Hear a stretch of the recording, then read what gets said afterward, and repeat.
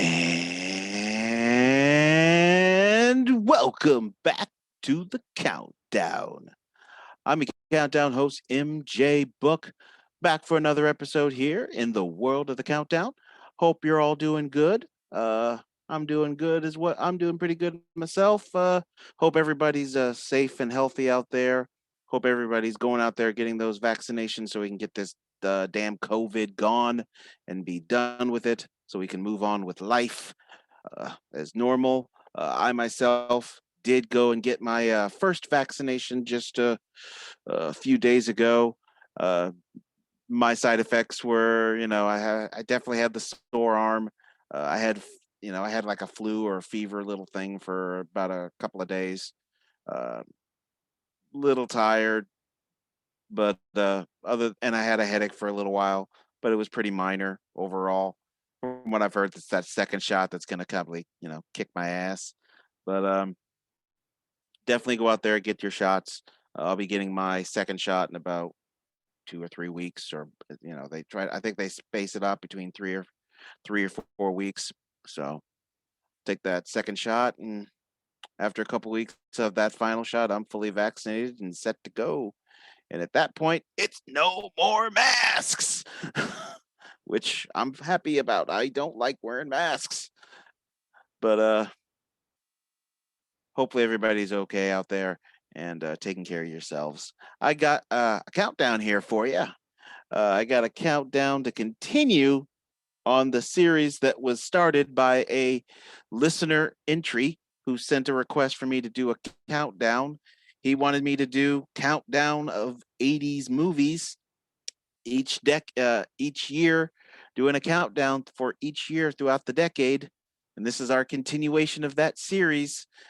We are now in 1987. 1987. Yours truly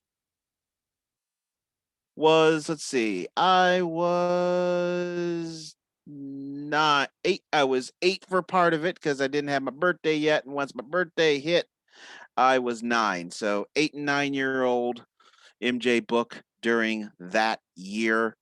Little kid, little brat.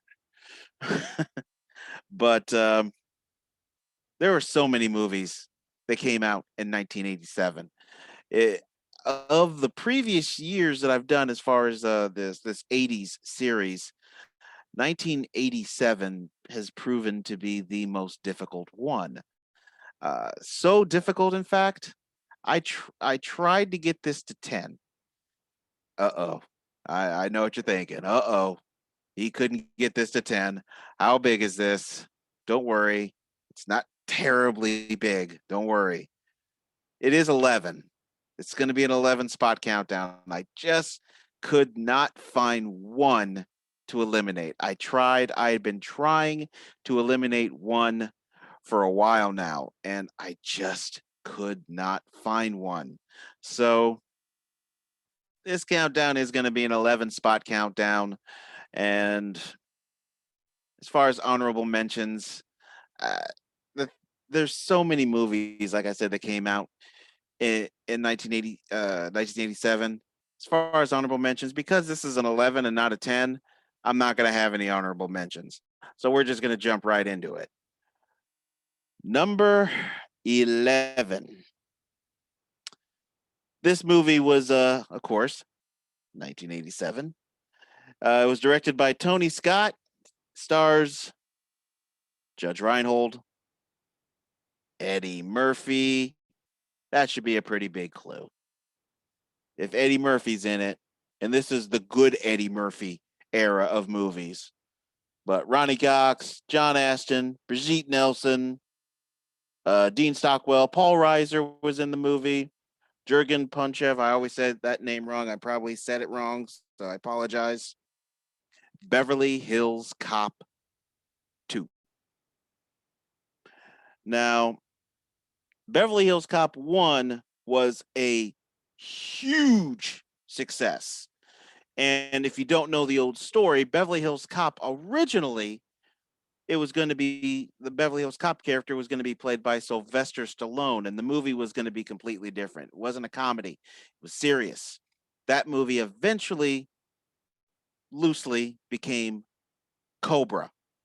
So once the script went to Eddie Murphy, of course, the movie completely changed. It became a comedy, and it was the biggest sensation for that year and for many, many years to come. And it is one of Eddie Murphy's biggest movies ever. When people name Eddie Murphy movies, it tends to be one of the first ones that people will mention is Beverly Hills Cop. So Beverly Hills Cop 2 had a lot to hold up to because that first one was so damn good. And it's one of those cases where the sequel was very good. Did it top Beverly Hills Cop 1? Not quite, but this was still a very, very good sequel.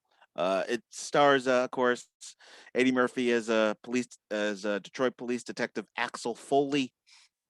Of course, it's taken place after the events of the Beverly Hills Cop 1, and of course, Bogomil, who's played by Ronnie Cox.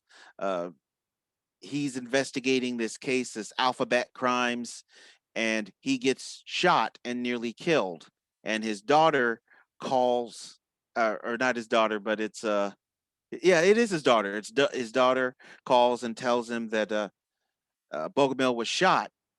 And Judge Reinhold pops on, and John Aston tell him what happens, and Axel, he this is his friend, and you see in the opening scene that he'd gone fishing with all of them, and so he's garnered a good friendship with these Beverly Hills police officers because of the events that happened in the first movie, and so this is a friend of his getting shot, and he wants to know what happened, so he returns to Beverly Hills to investigate that shooting. And if you remember the first one, there's comedy that ensues, uh, a lot of comedy, and like I said, it holds up. Eddie Murphy at this time just so damn funny, and he was able to pull off the action. He's an underrated as far as an action star. He's not the typical. You wouldn't put him as an action star like Arnold Schwarzenegger or Sylvester Stallone. He's a different one, but he was able to pull off the action in this movie, the action that there was. And of course, unfortunately, this would garner a third movie. Yuck. The third movie is absolute shit and ass, and they still want to do another Beverly Hills Cop movie. And it was rumored it was going to be a movie, and then it went to a TV show, then it went to a TV movie, then back to a TV show, and last I heard, it's going to be a movie again. So who knows? That's the last thing, and it seems to be more likely now that it is going to be a movie. But Beverly Hills Cop 2, great movie, hysterical. It lived up to the original. It was able to keep its own, and it may not have passed the first one, but it wasn't an embarrassment of a movie, unlike some sequels tend to be. So Beverly Hills Cop 2 is my number 11.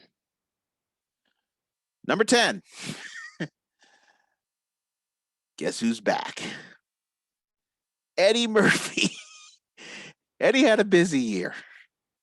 Now, in this, he's not playing a police detective from Detroit. In this, he's playing himself because it's not just a movie where he's playing a character. This is stand up. If you know Eddie Murphy, you already know what it is. For those who don't, this was directed by Robert Townsend, written, of course, by Eddie Murphy, starring Eddie Murphy. And of course, there's a little skit in the beginning, which interestingly stars some people like Tatiana Ali. You remember her from The Fresh Prince of Bel Air. Eddie Murphy, Raw. Now, there are some people that I do know who do not like Raw. And there are some people who feel that Delirious is better than Raw, which I do like Delirious. I just think Raw is funnier. Um, Eddie was a little mad and at this point, and mad can create genius in comedy. It can create some damn good jokes because you're pissed off. And Eddie was pissed, and it showed in his comedy. And if you've watched it, you can guess what he's pissed off at. but he's wearing that purple suit, which is weird, especially when you look back and you watch it. It's like, okay, that didn't age well, but the comedy is hysterical. He talks about relationships and half, half. Uh, it is one of my all-time favorite comedy stand-ups. It's in the groupings of things like Richard Pryor Life on the Sunset Strip and Here and Now and Chris Rock. It is a genius stand-up. Eddie Murphy is one of my favorite stand-ups. Now, the thing I've heard from people who don't like Eddie stand-up is they like to say, I've heard people say it's moronic, childish, uh, things. I've heard that before, and I can see people's point on that. But I'm sorry, I just thought it was funny, when he's doing the Bill cut. I would like to talk to you about some of the things that you do in the show.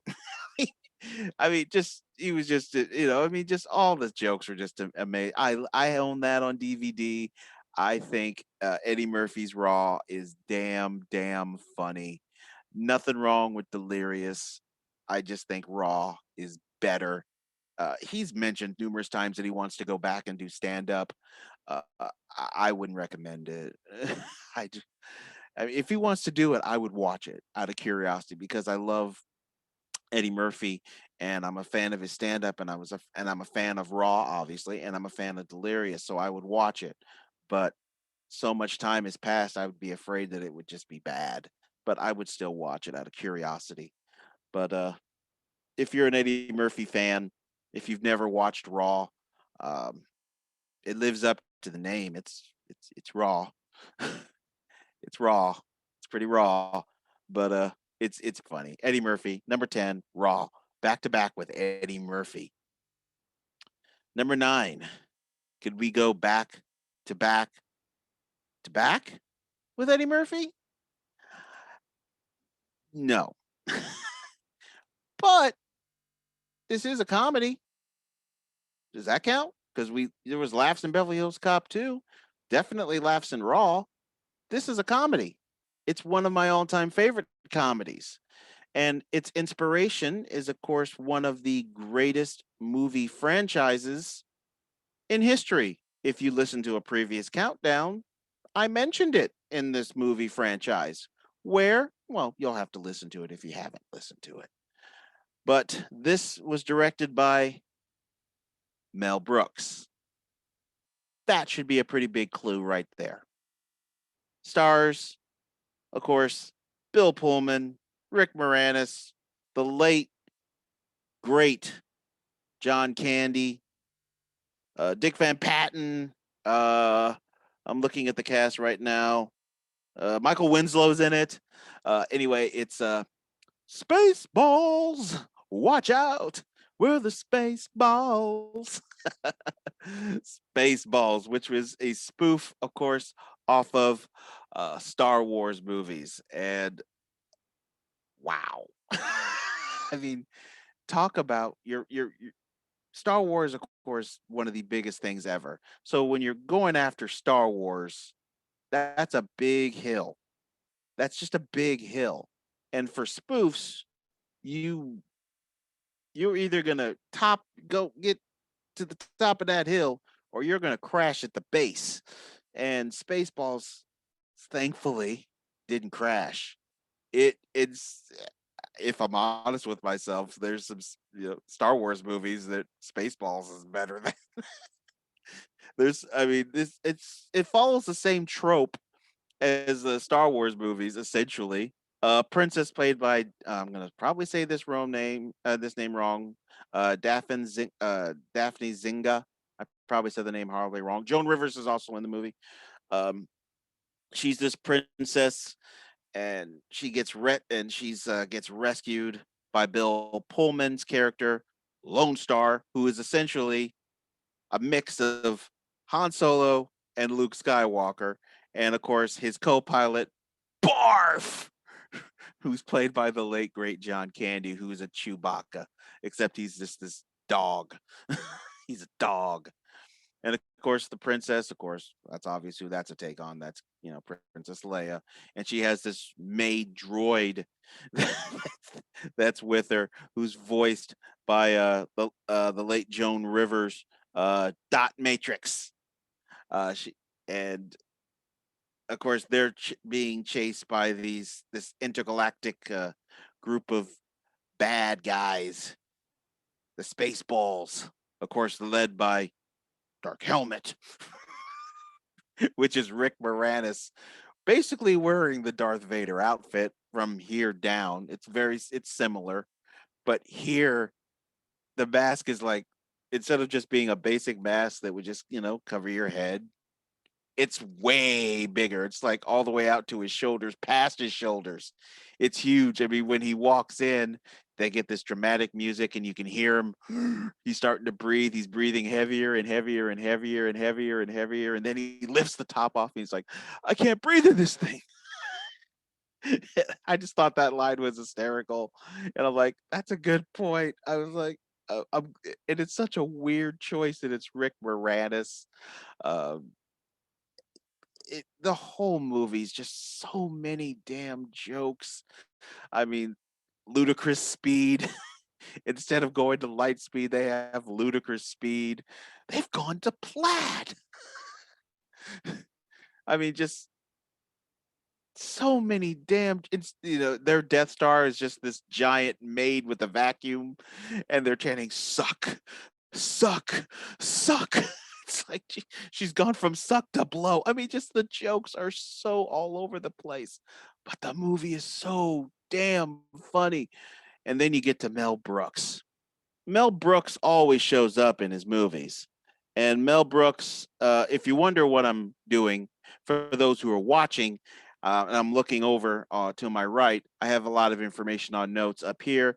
I wish I could have it up here. Unfortunately, I can't. So it's over here. So that's what I'm doing. You're going to see me do it a lot.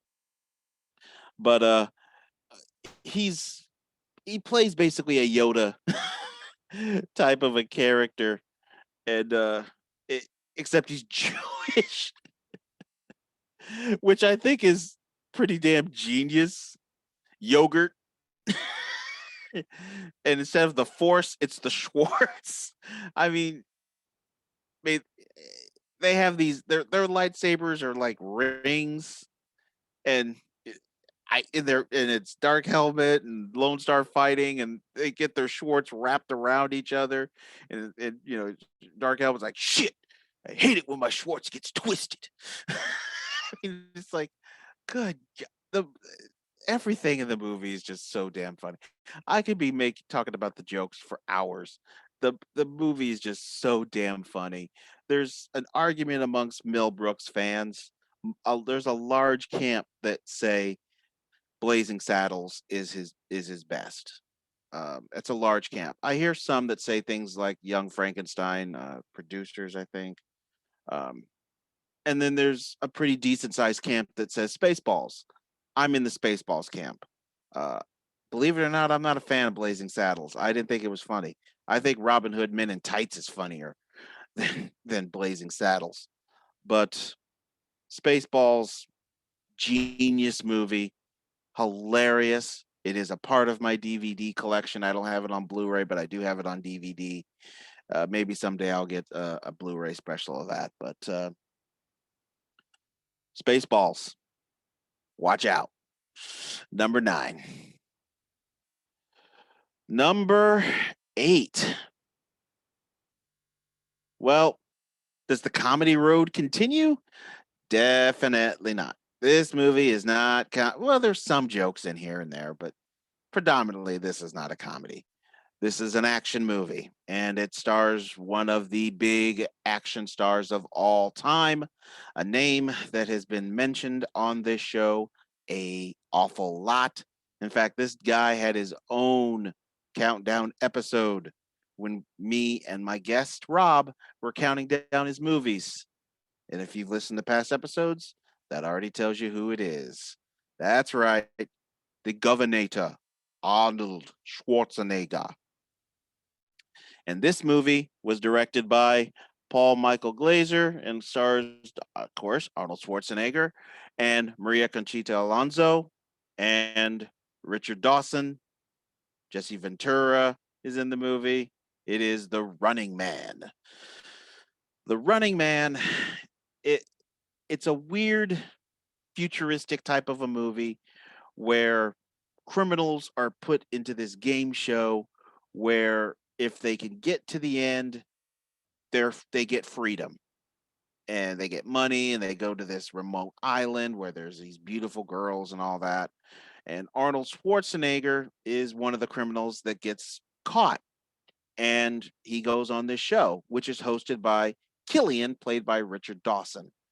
Uh, it is classic Arnold, of course. You got your violence, uh, you got the action, and of course, you got your one-liners all over the place.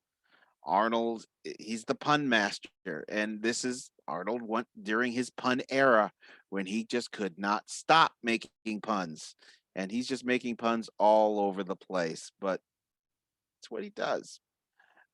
Richard Dawson did awesome in this movie. He was a damn good bad guy. Uh, I think he could have played villains more often. He actually he played it pretty doggone good. It, which it's funny because at times it felt like he was just playing himself. Rest in peace, of course, to Richard Dawson. Sorry, Richard Dawson. Didn't mean to say Richard Pryor. Richard Dawson. Um, it's and Maria Conchita Alonso, beautiful woman. Uh, Yaphet Kotto was in this movie as well. He passed away somewhat recently, so rest in peace to him as well. This, like I said, this was just a fun classic Arnold Schwarzenegger action movie. Uh, it's a movie that I don't quite own yet on Blu-ray or DVD, but it is something that I want to get added to my collections as soon as possible. I did go on an Arnold kick and and went and bought a couple of Arnold movies, Commando and End of Days. But as far as the next Arnold Schwarzenegger movie to buy, it would definitely be The Running Man. Running Man just it's just the action is just off the chart, and all the uh, when you're in this zone of area trying to get to the end, of course, there's these group of people who are trying to stop you from getting to the end, and by stop, I mean kill. And it's on camera, and everybody's watching you die. And you have like Dynamo and Fireball. I mean, just Buzzsaw. It just all these villains that are just over the top and just almost comic book, but they're just so damn entertaining. They're so funny. Uh, Jesse Ventura, of course, is in this, and he's ridiculous. Jesse's just ridiculous. Anytime you see him, he's basically playing himself. He's just playing a slightly goofier version of himself, but he's playing himself. This I'd heard rumors that this was going to get a sequel. It didn't. Then I heard rumors that back in the day that this was going to get an actual TV show. That would have been interesting. As far as I know, it didn't. If it did, it only got past the pilot era or a pilot written pilot and just never got aired, or maybe it did and just never got released. But Running Man, classic Arnold Schwarzenegger movie. Is it his best? No, it's not his best, but it's definitely up there as far as his action movies. And Arnold, what can you say about Arnold? I said it before, he's been mentioned on this show numerous times. He had his own countdown, did a countdown of 80s action stars. You'll have to listen to it to know where he placed. Did a countdown of 90s action stars. You'll have to listen to see where he placed. But Arnold Schwarzenegger, the Governator, what can you say? He is the man. And that's why for this, he's number 8. Number 7. Action movies. Stop. This one is not an action movie. It's not a comedy either. So, where can you place this? Musical.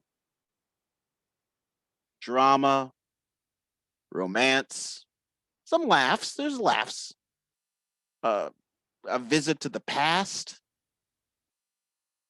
But this is directed by Emil Ordinel. I probably said that name horrifically wrong, but I won't say these names wrong. Stars Patrick Swayze, Jennifer Grey. I didn't say those names wrong. You should already know what it is. Dirty Dancing. And rest in peace to Patrick Swayze. Dirty Dancing. Let's be honest now. At some point back then, at some point, you tried some of these moves. Everybody did. Some people still try these moves. You sometimes see people do these as wedding, the wedding themes. I've seen so many videos of wedding themes where they do dirty dancing, and it's like, ugh, please stop doing that. It's weird. But Patrick Swayze, of course, he's. Some people forget how good of a dancer he was. He was a dance instructor. Dancing is has always been a part of his life. Uh, some people strangely do forget about that. I mean, as far as the movies, you didn't see a whole lot of other dancing movies that he was doing, because he would get into a lot of action type movies and some dramas, but he didn't really dip into the dancing too much. Kind of can understand why he wouldn't, simply because once he did Dirty Dancing, there was not going to be anything that topped it as far as in that genre. But the movie takes place at this Kellerman. I think it's this camp called Kellerman's uh, up in the Catskills, and he just plays Johnny, this dance instructor, and he's the classic rebel without a cause, just that classic kind of character. And Jennifer Grey and her family show up to spend time at this resort. And Jennifer Grey plays baby Houseman, and she's just enamored, and she can't stop looking at Patrick Swayze's character, which a lot of women could not stop looking at Patrick Swayze.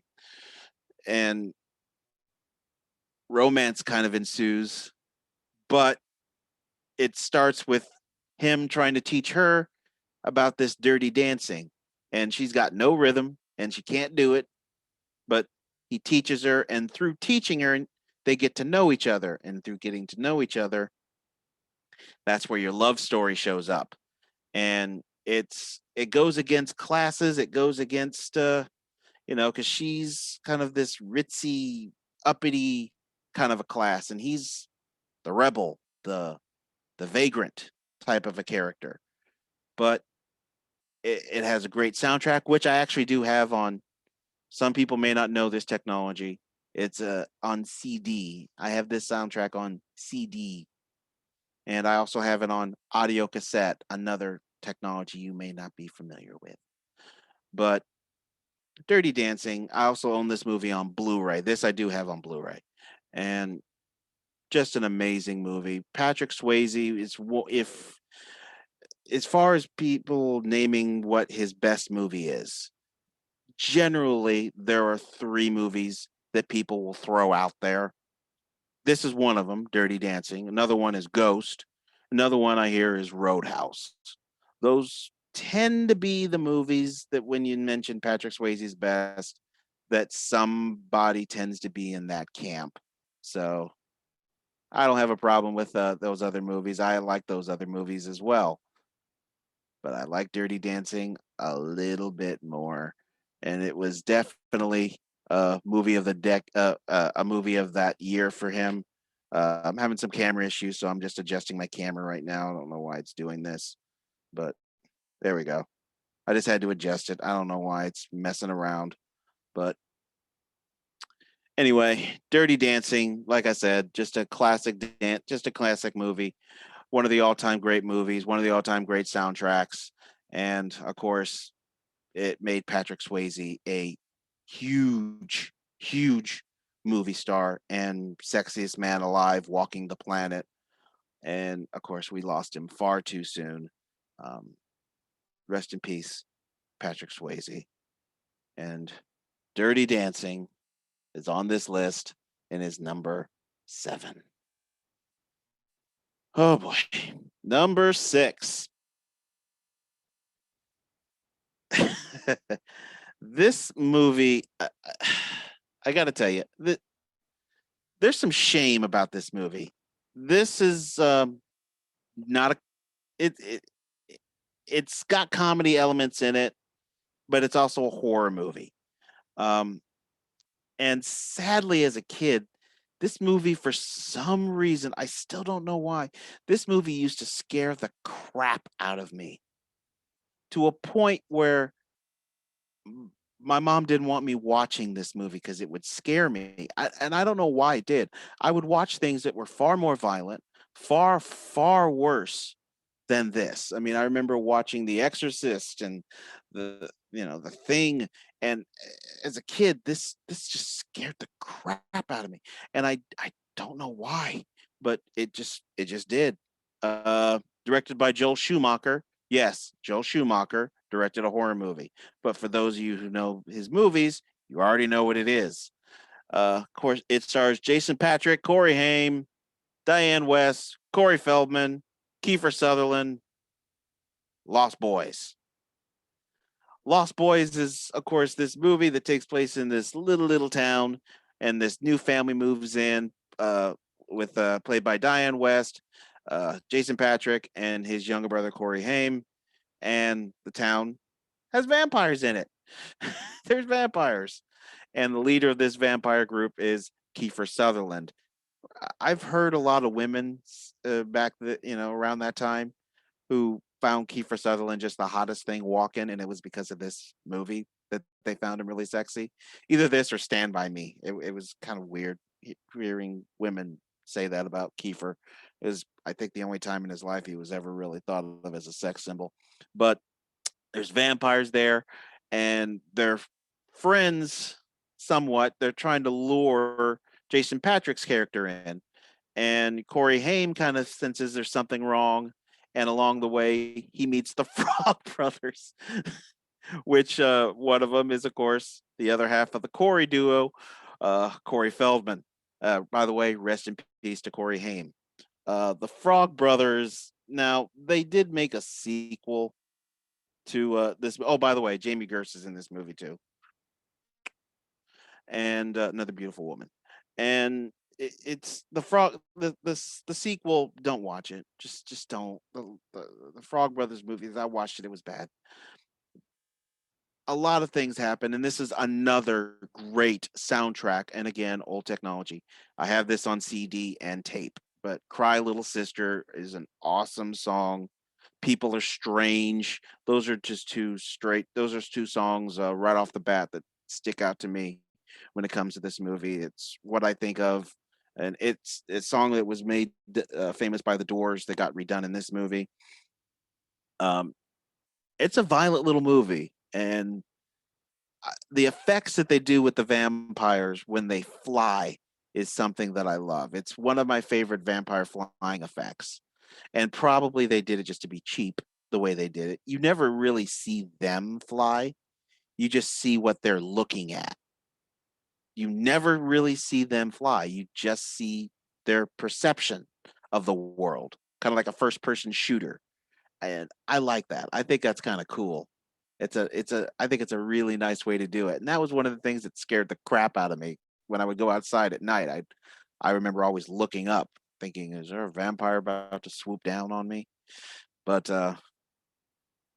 just an amazing movie. Those vampires scared the crap out of me.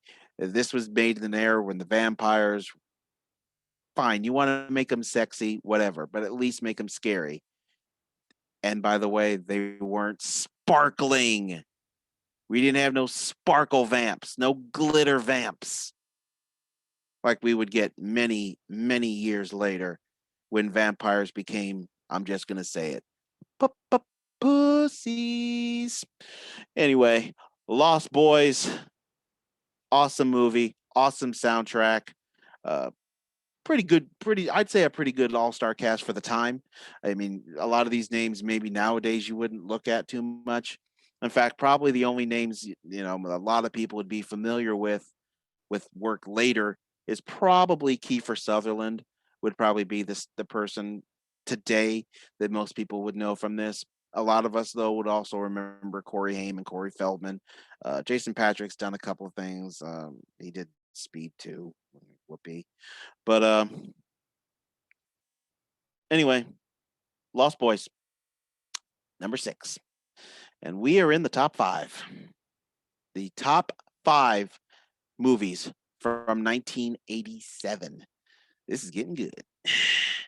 So, what do we have as number 5? Well, guess who's back? Eddie Murphy is not going to be the only person that appears in this list twice. Somebody else did. And that is, once again, a guy who can't stop being mentioned on this show. And that's, I guess, a compliment to his work. Arnold Schwarzenegger. Arnold, I got to tell you, you had yourself a pretty damn good decade. And this is one of those movies that a lot of people, after Terminator, of course, will go to first. That should tell you pretty much what this movie is. Directed by John McTiernan. Of course, stars Arnold Schwarzenegger. Carl Weathers is in the movie, of course. Kevin Peter Hall, who plays the title character, Predator. Predator, of course, is just this group of just commandos who are sent into the jungle, and they wind up getting hunted by this alien, this predator who's slowly hunting them down, and they don't know what it is because they're thinking, one, it can camouflage themselves so they can't see it. And they do this marvelously that you don't even see this thing most of the movie. You do not see it. You get hints to it. You see it in camouflage. You might see a hand, but you don't. You see its weapons and what it does to people, but you never really get a clear shot at it for most of the movie. And so many, again, Arnold, the one-liners, they're definitely in this. Not as many, but they're definitely there. Probably my favorite line in the movie is "You're one ugly motherfucker." I mean, and they would even use that in Predator 2. Uh, Arnold's character, this movie, when I heard they were going to do a Predator 2, I was interested because I was like, okay, Arnold is going to fight another one. Are they going to come out for revenge? And then, of course, you discover Arnold's not going to be in it, and it's Danny Glover, which it's like, okay, I'll watch it still. Which Predator 2 is good. I own Predator 2. It's good. I also own Predator 1. It's clearly better. But this is great action. Of course, Jesse Ventura returns for another round. I ain't got time to bleed. This is just an this it's just a great movie, and one of the funny scenes in it is one of the characters is telling a joke, and the joke is, geez, you got a he's talking to a friend. Geez, you got a big pussy. Geez, you got a big pussy. Why'd you say that twice? I didn't, but I'm bummed. And the character's just kind of standing there, and then he just busts out laughing. And by the way, I think that character, Billy, by the way, and played by Sonny Landham. I'm trying not to look. Sonny Landham, I think is the actor's name. But Predator, just a violent movie, and of course the Predator. This would become a franchise, and it would have uh, several movies, including Predator versus Alien movies, and there's a comic book series for those who aren't in the know. Batman versus Predator. Highly suggest you read that. It's actually pretty good. But this is definitely one of Arnold's high movies. Made it onto that countdown that me and Rob had. Uh, as far as where it listed, you're gonna have to, listen to find out. But Predator, great movie, and earns its spot at number 5 in the top 5. Number 4.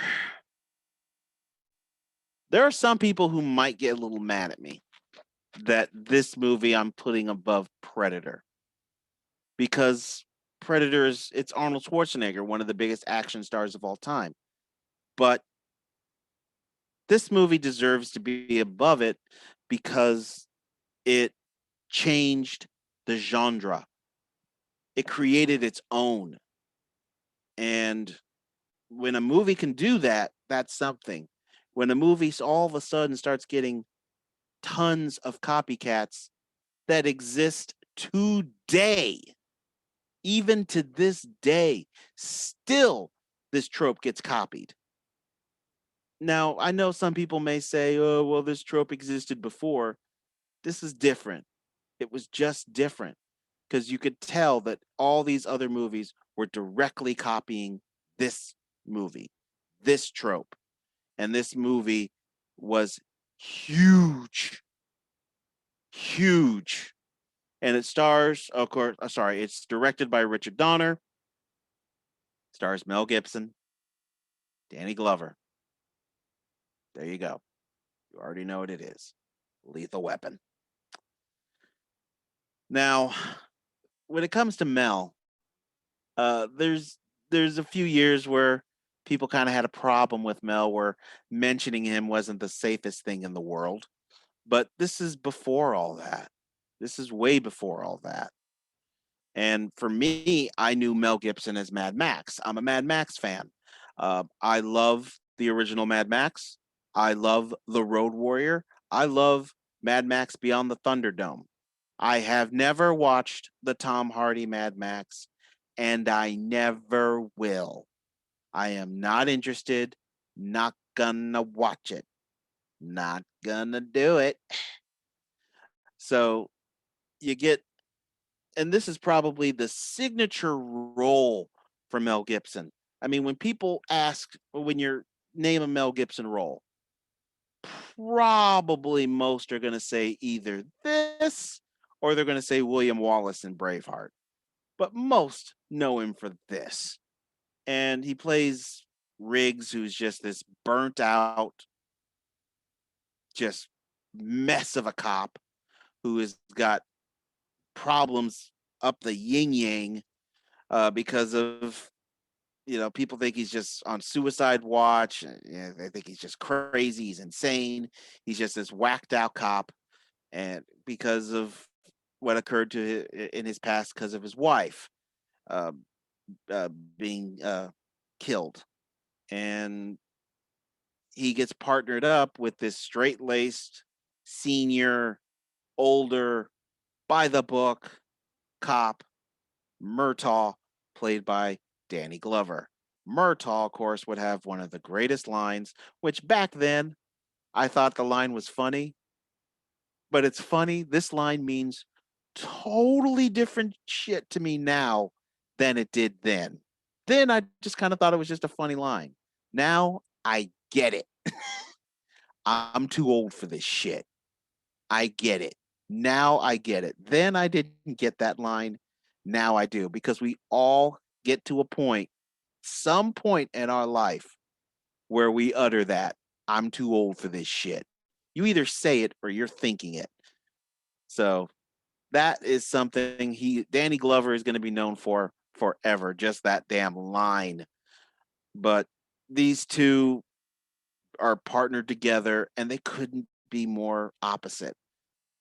But it's because of the opposites that they match so well together. And it's just funny watching them together.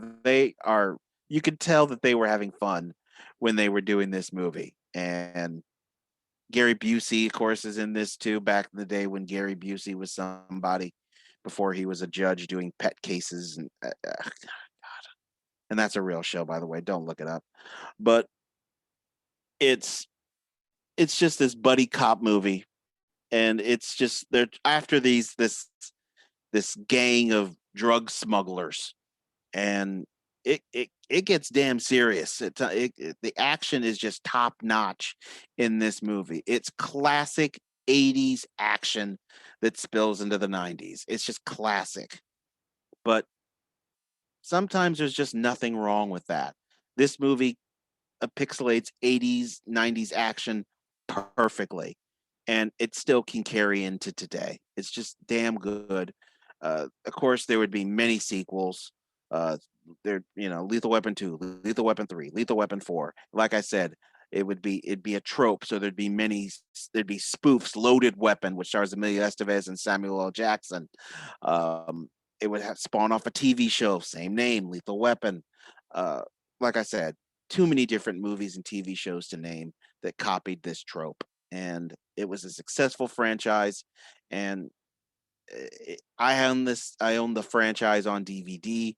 It's something that I do want to own on Blu-ray someday. Just get the whole set.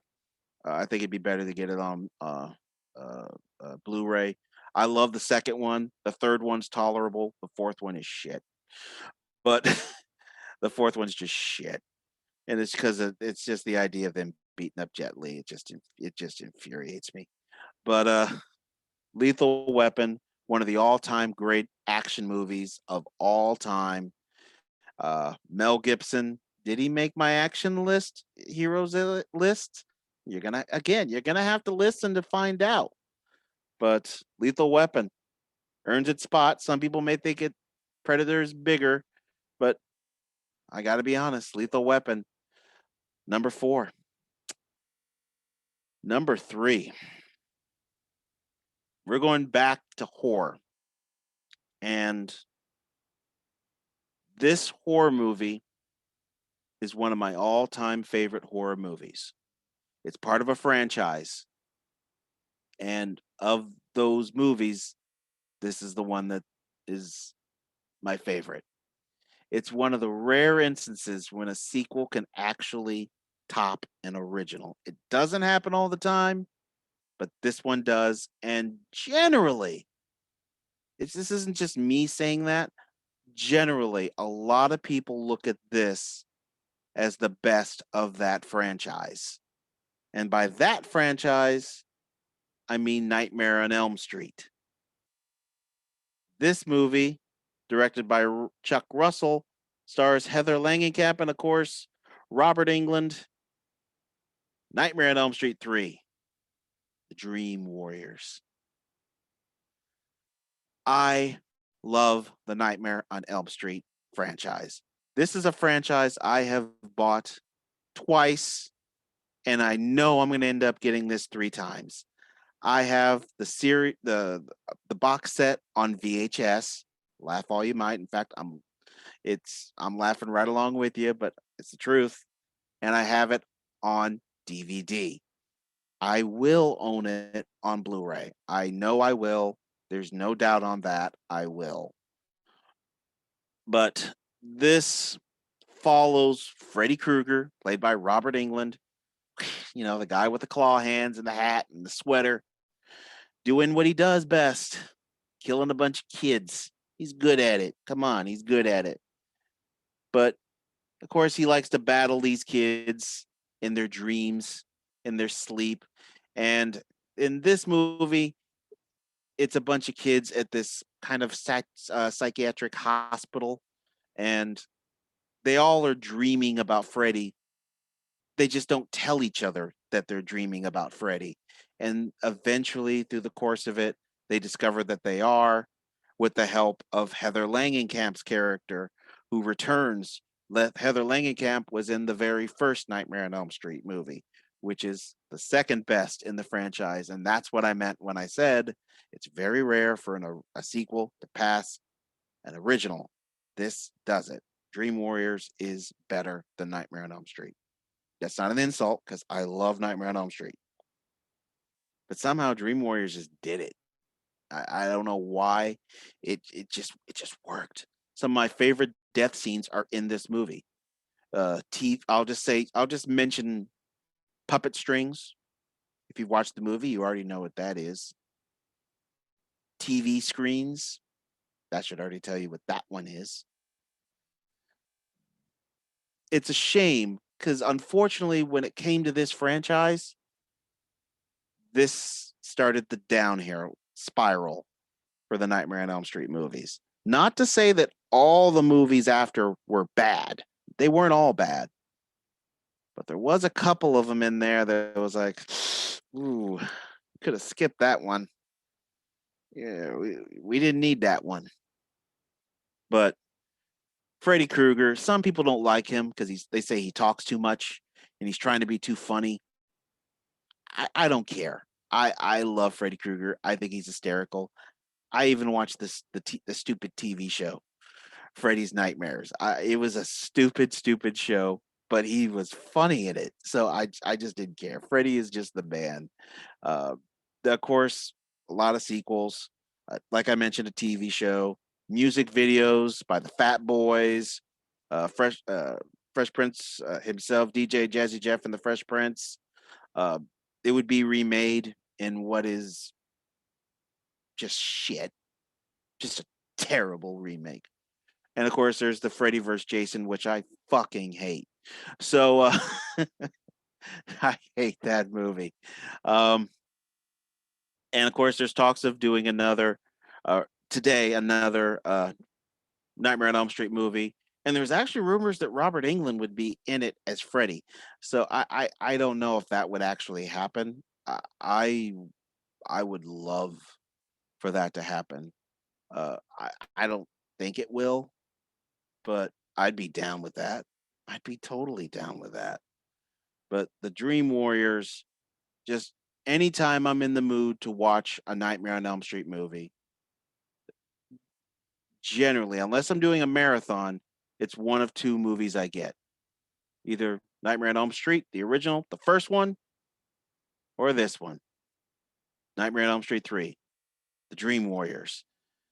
It kind of hurts me putting it where it's listed at number 3. It kind of hurts me, but at one point I had this as number 1, and then it went to 2, and then it went to 3, then it went to 4, and then I brought it back up, and then I brought it down, and then up a couple of spots. It was bouncing around, but in the end, this I think is the most appropriate spot. Number 3, Nightmare on Elm Street, Dream Warriors. Number 2, another movie that kind of bounced around a lot. This at one point was number 1, number 2, number 3. At one point, it was all the way down at number 8, and it came all the way back up here to get the runner-up spot. And part of me thinks maybe I should drop it, but I'm not gonna. I'm gonna leave this where it is. This also spawned off a little franchise. It had a couple of sequels. It had a TV show, had an animated show, a toy franchise. Uh, Many years after the fact, a movie miniseries that you can watch on Amazon, I believe. Directed by Paul Verhoeven, starring Nancy Allen, Peter Weller. That should say what it is. Robocop. Robocop has had an interesting life. Of course, Robocop a few years ago got remade, and it fucking sucks. Sorry, but it does. I did like Michael Keaton in it, though. I did like Michael Keaton in it. But overall, that movie fucking sucked. I hated it. Uh, this stars, of course, Peter Weller playing Alex Murphy, a Detroit cop in a somewhat future time. Somewhat future in Detroit. And unfortunately, he has a really bad day. And he gets shot a lot. A lot. Like way more than any human being could probably withstand and is still alive. Loses some body parts, and this big conglomerate OCP has decided to build a futuristic cop, and so they borrow Alex Murphy, who's dead. He's dead. They can do whatever they want with him, and they create RoboCop. Now, and RoboCop at first is just, just this robotic cop. Doesn't say much, no emotion, but progressively he's starting to remember who he is and remember what happened, and a lot of things ensue when he starts getting his memory back, starting to remember who he is. Is he dead? Is he alive? It's an interesting movie. Now, one of the things that made this so interesting is originally it's violent, but through the years it got more violent. They dumped more scenes back in that are really violent. I For the time, if you really think of it, parents shouldn't have let their kids watch RoboCop. I think they got fooled by the fact that this was just some futuristic movie about a robot cop. And so they let the kids watch it, not knowing how fucking violent this movie is. It is violent as hell.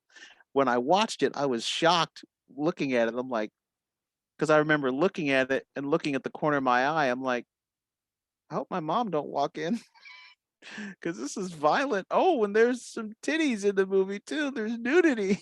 It's like, oh damn, this is I'd buy that for $1.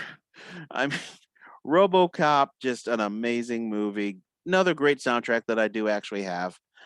It created an animated series, which I watched a couple of times. A toy franchise, which I did get some toys. It would be a live action TV show. Like I said, a couple of sequels. Recently had a remake a few years ago. Uh, I've heard that they still want to do another RoboCop movie. If they do, I'm not going to go anywhere near it. Um, like I said, there was a mini series. It was Prime Directives. It's an older RoboCop. Uh, it's a cheap. It's cheap. Just if you watch it, it's cheap. But I did watch all the parts. It's like five. It's like a 4 or 5 part miniseries. I can't remember exactly how many. It's been so many years since I watched it. Maybe I should go on Amazon and watch it just for old time's sake. But it's just such a violent little movie. Oh, how could I forget that he's it? Clarence Boddicker. Clarence Boddicker, played by Kurtwood Smith. Uh, Kurtwood Smith, if the name doesn't mean anything, dumbass, uh, you would recognize him from that '70s show. He plays the dad. There you go. And for Star Trek fans, he's also in Star Trek Six: The Undiscovered Country. He plays the president. But that's how I know him a little more. Uh, RoboCop, amazing movie. Uh, One of those movies I just didn't think they needed to redo. There's nothing wrong with the one we had. RoboCop 2, very good movie. In some ways, even more violent. And RoboCop 3 fucking sucks. Now, I own. I bought originally RoboCop, just the first movie, on DVD, and then I bought a box set of the 3 movies on Blu-ray. So I have RoboCop 1, 2, and 3 all on Blu-ray. I've watched 1 and 2. I have not even touched the disc for RoboCop 3. But I gave the DVD, I think, to Rob, so because I didn't need 2 versions of RoboCop. But RoboCop is just an amazing movie. Part of me thinks maybe this should be number 3. Part of me thinks it should be number 1. So at the end, I'm like, you know what? Since I can't decide where it goes there, just dump this sucker right in the middle. It was a huge movie for me. It was one of those movies I kept looking, like I said, I was looking at the corner of my eye because I didn't want my mother to know I was watching it, because I don't think she realized how violent this sucker was, because it was damn violent. It was just beautiful violence for kids to watch, just beautiful violence for us to get away with watching, because the parents had no clue unless they walked in. And once they walked in, there would have been a problem. There would have been a problem, and they'd have turned that shit off. But thankfully, my mother didn't see what I was watching, and I got away with watching it many times as a kid, and will continue to watch it. RoboCop, runner-up spot at number 1 or number 2. Sorry, there's only one left. Number 1. But before I dip into the number 1, let's review what got us here. This was an 11 spot countdown, like I said. So number 11 was Eddie Murphy's Beverly Hills Cop 2. Number 10, Eddie Murphy Raw. Number 9, the Spaceballs, spoofing of Star Wars, of course. Number 8, The Running Man. Number 7, Dirty Dancing with Patrick Swayze and Jennifer Grey. Number 6, Those Damn Vampires, The Lost Boys. Number 5, Predator with Arnold Schwarzenegger. Arnold making a second trip into this countdown. Number 4, Lethal Weapon with Mel and Gibson and Danny Glover. Number 3, A Nightmare on Elm Street. 3, The Dream Warriors, and just did number 2, Robocop. Number 1. What could number 1 be? I mean, you heard all those movies that I just listed. What could possibly be better than those movies? What movie could I possibly name that is better than Robocop or Predator or The Lost Boys, Spaceballs, Running Man?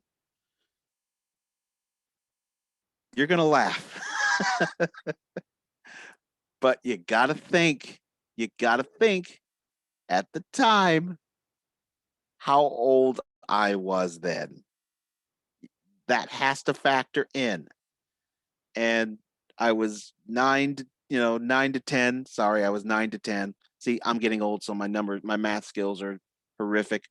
9 to 10 years old, 9 through most of the years. Then I turned 10 once my birthday hit, which was in August. And this movie came out my birthday month. So that plays into it too. I remember when this movie was being trailered and I could not wait to watch this movie. And it was just huge for my world. There's no reason to say the director. There's no reason to say who started it because there's not a human being physically in it. Because it's animation. It's an animated movie. So they're voice actors. Don Johnson, Sergeant Slaughter, G.I. Joe the movie. You know what? I'm laughing that this is number 1. And believe it or not, a part of me fought to keep this not number 1 because I thought it'd be silly. But the more I thought of it, it would have been ridiculous of me to honestly say it's not G.I. Joe the movie. And when I say G.I. Joe the movie, I don't mean the movie with The Rock. I don't mean the movie, those live action movies. No, this is animated back in the day of the original cartoon show of G.I. Joe. And as a kid, G.I. Joe was one of those big parts of my world, like Transformers, like Teenage Mutant Ninja Turtles. G.I. Joe was huge. It was just huge. And watching this movie, the funny thing about the animated show is everybody was shooting, but you never saw anybody get shot. And you kind of made jokes about it that nobody ever got hit. The first few minutes, somebody gets shot. Now it's a graze, but they get hit. And I'm like, I remember watching, I'm like, whoa, somebody actually got shot. And it was Duke. And it's like, wow, I guess they do know how to shoot. Finally, it took a few years to do it. But the movie, of course, how do you describe this plot? it's G.I. Joe defending freedom, facing Cobra, the enemy, fighting to save the day. I mean, and this is the Cobra that's got Serpentor in it. If you know G.I. Joe, I shouldn't have to explain Serpentor. And so I'm not, I just shouldn't. The episodes, it was like a 4-part episode, or maybe even a 5-part episode. I think it was called Rise Serpentor Rise. Guys, I'm so pathetic. Rise Serpentor Rise. I'm so pathetic that I even know the name of the episodes. But G.I. Joe the movie, basically the main character is this character who was never in the animated series, Falcon, Lieutenant Falcon, who is voiced by Don Johnson. And he's anything but a Joe. He's carefree, not responsible, and he's good friends with Duke, basically family. And he's just too carefree. And so they send him when he gets into trouble, they send him to this training facility that Sergeant Slaughter runs, and Slaughter beats the crap out of him. And it is Sergeant Slaughter voicing him and playing himself. It's so weird, the world of GI Joe, but it's it's such a part of my childhood. GI Joe was just so huge. I had too many GI Joe toys, way too many. I still have GI Joe toys. I have bought collector's editions of GI Joe toys from that time, 25th anniversary editions of Snake Eyes, who is my favorite character.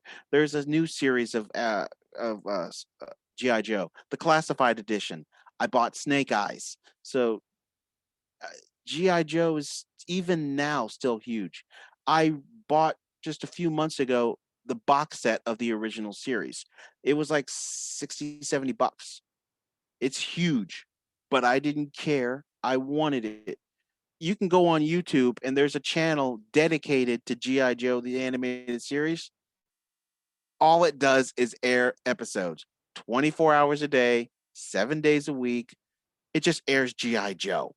That's it. That's the whole purpose of the channel. I think it's a Hasbro channel. So it's not just some random idiot putting stuff up there. It's Hasbro doing it. So it's completely legal. It's them doing it. And I found myself watching that one day for like 5 hours, just sitting there watching it. And I'm like, why am I watching this? Because I still love G.I. Joe.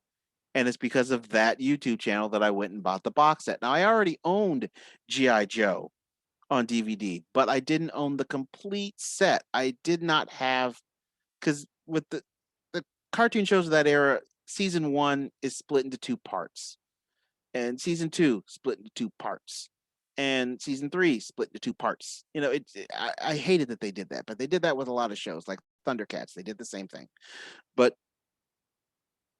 GI Joe just it, it it's Americana for people of my age who were kids back then. You were watching GI Joe. You had GI Joes. You knew the theme song front and back. You were remembering at the end of every episode that you learned something, because knowing is half the battle. You would scream out, "Yo, Joe." And even to this day, you have the movies that they've done, which the second movie is, live action with Dwayne the Rock Johnson, is far better than that first piece of shit.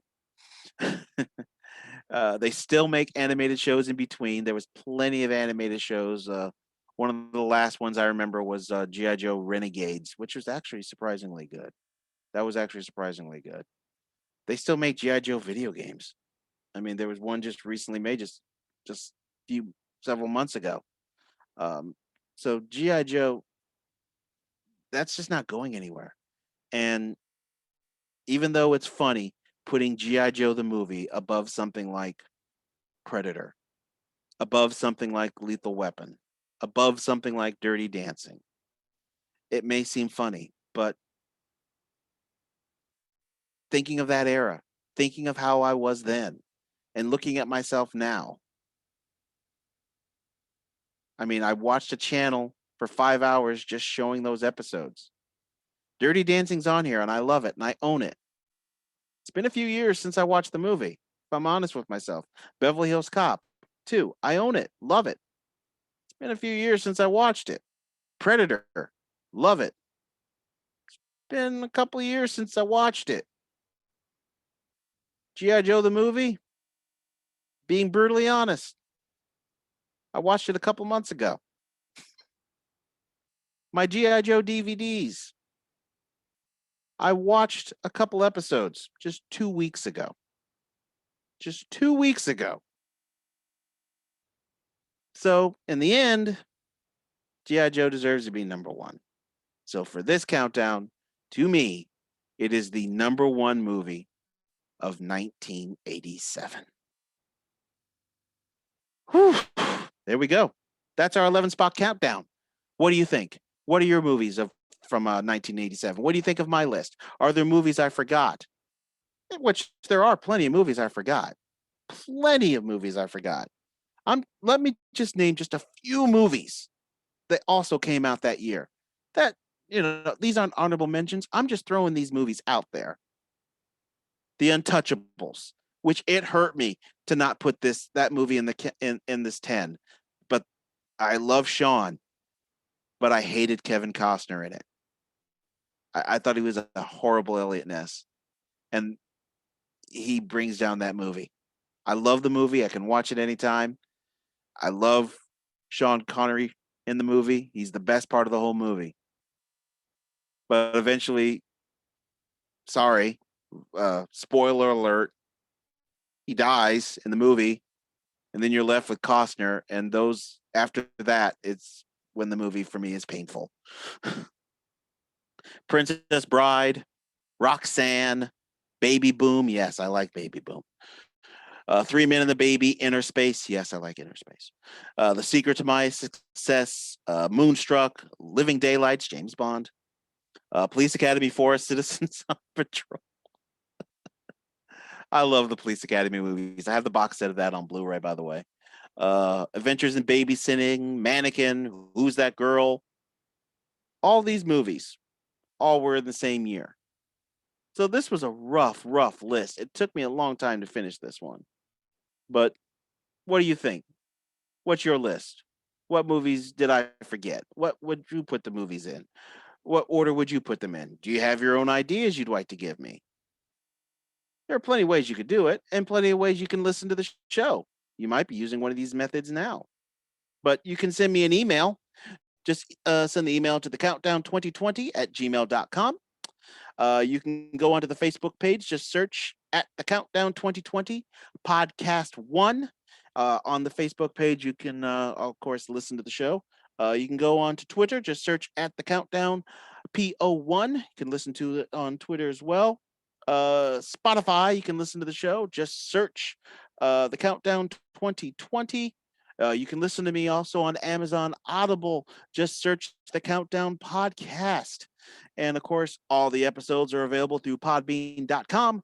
And of course, if you're watching this right now, you already know this, but in case you're listening, I'm also on YouTube. So you can go over to YouTube, just search the Countdown Podcast with MJ Book. And on there, you can either listen to just the audios on there, or if you are interested in looking at my mug with a green screen picture pixelating behind me that is not very clear, because unfortunately, I don't know why my camera is messing around. You can go on to the YouTube page as well, and you can watch me. There's a couple episodes on there already as far as camera. Favorite Intercontinental Champions list that I did with Blake, and Mortal Kombat that I did with. It was a interpromotional episode with 3GW. You can see with me, the real Big E Eric, and the Ambassador Rob. Of course, since I just mentioned him, if you're a professional wrestling fan, you definitely want to listen to Third Generation Wrestling. As I'm recording this right now, getting ready for a pay-per-view this weekend, WrestleMania Backlash. God, such a stupid title. Want to definitely listen to 3GWs. We'll be reviewing and grading that pay-per-view. That could be a shit show. Who knows? But anyway, that's the methods to listen. That's the methods to talk to me. Tell me what you think. That's the methods to watch me if you want to watch me. I also want to thank Kevin McLeod from Incomtech.com for the royalty-free music Ice Flow that you hear to start every episode. And again, I want to thank the listeners, thank the watchers, thank everybody who supports this show. I wouldn't be able to do this show without you. I appreciate your comments. I appreciate your interest. Always can use more. So please go out there and, get a friend to watch, get a friend to listen, get a friend involved. and tell them about the countdown. I would appreciate it greatly. And if you're a professional wrestling fan, definitely want to listen and watch. They also have a YouTube channel, Third Generation Wrestling. If you're a professional wrestling fan, definitely want to listen to that show. And that's all I got for you. So I will catch you all again on the next episode of The Countdown. Have yourself a great day or evening, whatever time it is. Bye bye.